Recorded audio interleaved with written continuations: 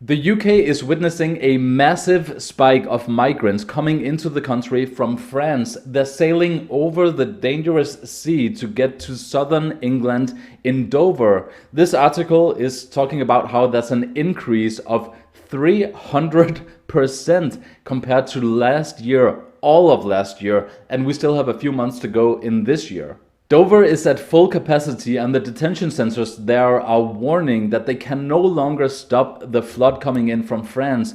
Over the last few days, they've had more than 500 people in Dover alone come into the country illegally. So now the UK is considering deploying the military and the Royal Navy to control the situation. Euronews is reporting on that whole issue, but before we get into that, take a look at these numbers. The number of migrants attempting to cross to England from northern France has spiraled during the summer. It's part of a general upward trend. Authorities say 6,200 migrants attempted the crossing in the first 8 months of this year, compared with 2,294 for the whole of 2019.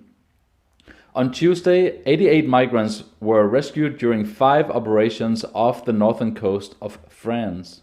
These are staggering numbers compared to the last many years. I suspect that the numbers are this high because Europe is still facing this massive migrant crisis, rivaling the one in 2015, although it's slightly different now because most people are coming from North Africa and Syria this time.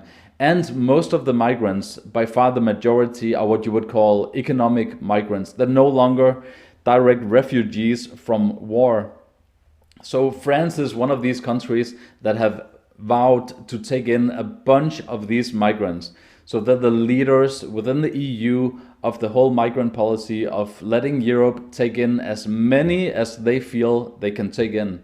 Now, obviously, the UK is feeling the overflow of all of the migrants that France took in. So Boris Johnson has tried to find a solution with the French on this whole issue, and he said that it's not only dangerous for the migrants to cross that dangerous sea, but it's also not viable for the UK to keep taking in uncontrolled migration. So let's take a look at what this Euronews article has to say about it. Migrant channel crossings, stupid and dangerous, says Boris Johnson as UK re-examines asylum laws. Boris Johnson has said he wants to work together with France to curb the number of migrants taking the perilous journey across the channel to reach the UK.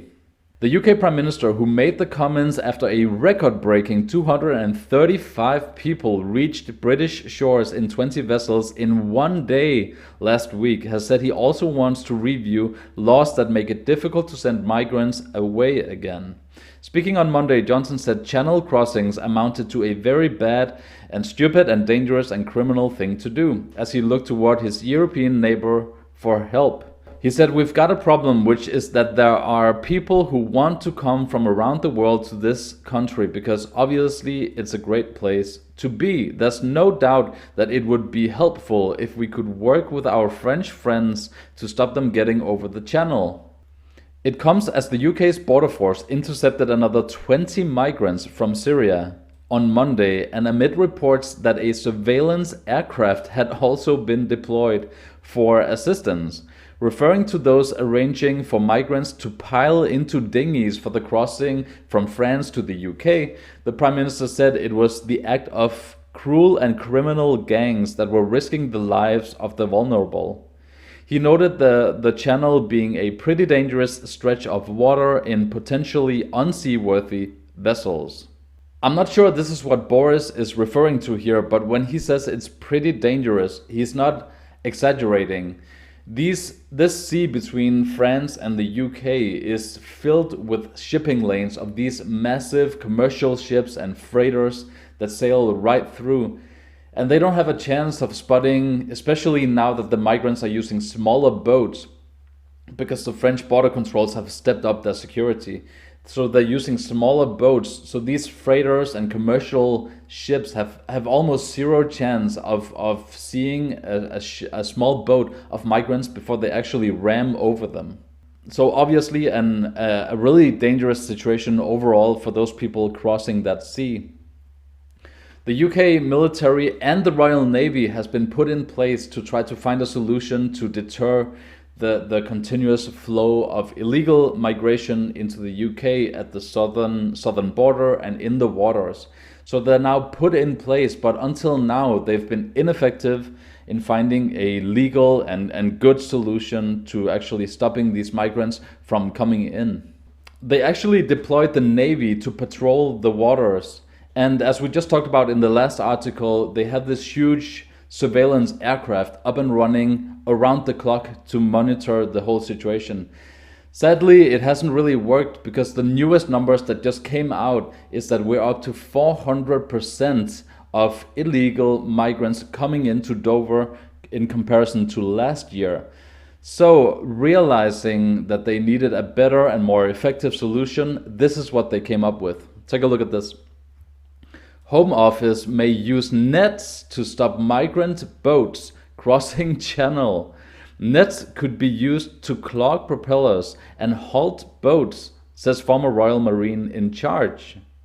It goes on to read, the Home Office is considering permitting the use of nets to prevent migrants from crossing the channel in small boats to the UK to claim asylum, according to a former Royal Marine tasked with preventing the journeys. In an interview with the Daily Telegraph, the Home Office's clandestine channel threat commander, Dan O'Mahony, or Mahoney, I'm not British, guys, I don't know about this last name, so you pick whichever one you like, said nets could be used to clog propellers and bring boats to a standstill as they attempt the crossing over the Dover Strait. O'Mahony, I think it's Mahoney, told the Telegraph, it's that type of thing, yes. So safely disabling the engine and then asking the migrants on board our vessel.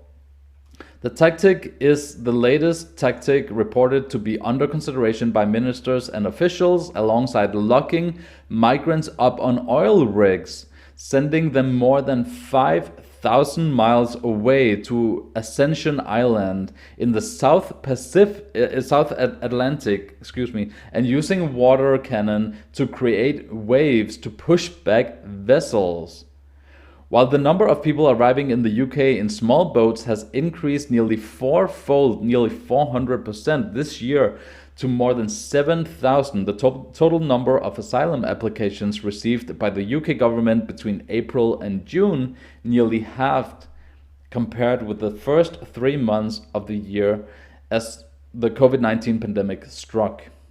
And that, my friends, might be the toughest additions in recent years in terms of what the UK government is thinking about implementing in terms of new asylum laws to prevent these uncontrolled migrations. We are talking about sending these migrants 5,000 miles away in Ascension Island in the South Atlantic, locking them up on oil rigs.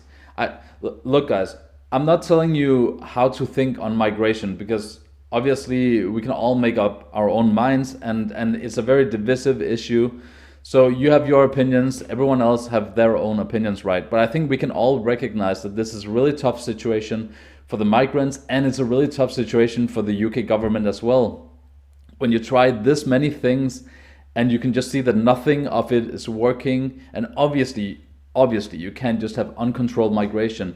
In the end, what are you supposed to do? You can't send them back to France. Laws prohibit other countries from doing that kind of thing, right? So as soon as they enter your borders, even if it's maritime borders, you're responsible for what happens to them.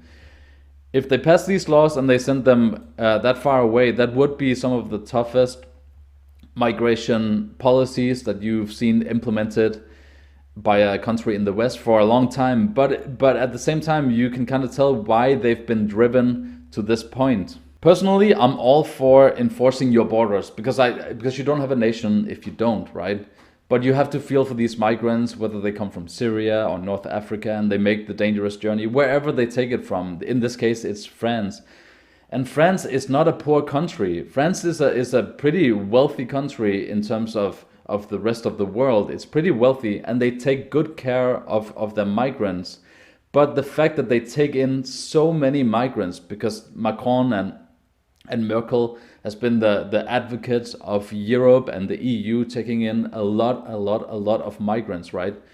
Some would say more than we can handle. Others would say that we need to do more. So that's where people are on the issue. But France has taken in so many people that now it's not only France suffering under the burden of that, it's actually overflowing. Those problems are overflowing into a nation like the UK, who's made up its own decision on what they want to do with immigrants.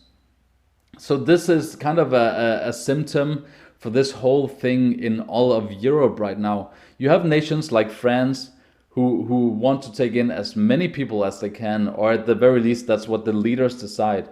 And then you have other nations who don't want to take in anyone at all, and you have anyone in between. But it's such a divisive issue that you can't really find a consensus. You can't make people agree on the whole issue. So every time a nation that's very liberal in how many people they take in, every time they do that, you see these situations where the migrants come to a place, and it might used to be very prosperous. France 20 years ago, 30 years ago was slightly different economically than it is now. And now you see the situation where France is beginning to change. So some of the migrants that legitimately fled like war and poverty, and you can understand that, they come to France, but now France has changed, right? So these migrants, even though they could have a good life in France and they would be given a lot of benefits, now they seek a better life in another European country that hasn't actually invited them in. So when nations make these decisions, especially within the EU or especially within Europe, since the UK is doing the Brexit, the decisions are not your own. If you can't control the people that come into your country, you are going to lay that responsibility on other nations as well. And half of the countries in Europe has said that they don't want any migrants at all. So that's the heart of the problem, that it's not a unified front. We're not all agreeing on this issue. Look, I do think the EU has shown itself to be incapable of handling this migrant crisis as well as the one in 2015. But to be fair to the EU, this is an issue where almost all nations, not even different nations, but nations within themselves, are very divided on this issue.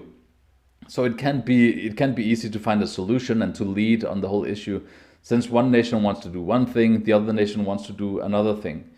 Personally, as long as people are willing to assimilate into your culture and country, I'm fine with taking a reasonable amount of migrants. But I think and I continue to think that it would be way better if we as the EU would help people in their own countries, in the nations they come from, these migrants. Because I do believe that the majority of migrants coming into the EU and into Europe want to stay in their own country if they can, because you don't want to leave your history, your family, your jobs, and whatever you have in your childhood, everything that you had in that country. I don't think most of people want to leave if they aren't forced to in the end. It is a very difficult and contentious issue to talk about and handle. But as updates come out on this whole issue, I'll make sure to bring them to you guys. So subscribe to the channel so you don't miss out on the future videos. Thank you so much for watching, and I'll see you guys in tomorrow's video. Have a great day and God bless you.